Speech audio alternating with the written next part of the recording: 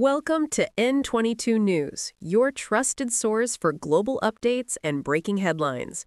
You're watching N22 News, where every minute counts and every headline matters.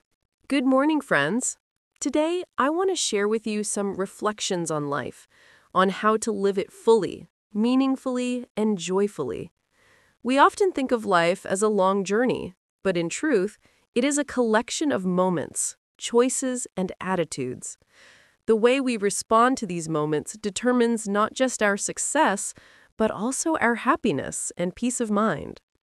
This is not a lecture. It is a conversation from one human being to another about what truly matters in the short but precious time we are given on this earth. 1. Life as a gift.